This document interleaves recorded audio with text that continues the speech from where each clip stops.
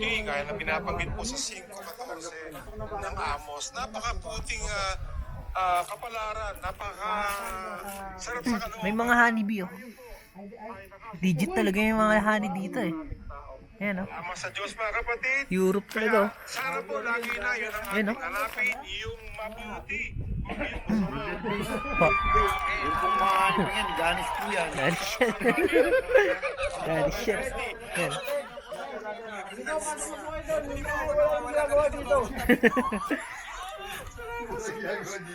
At mga kapatid, kaya po na nabanggit ng kapatid na Marvin. Balik na po tayo ng unti sa ating mga lugar at malapit na po tayong mag-resume sa ating pong programa. Dito kami sa Denmark, Switzerland. Ayan.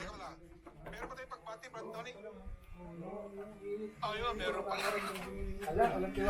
Sige po, pasensya na mga kapatid. Samantali lang po namin.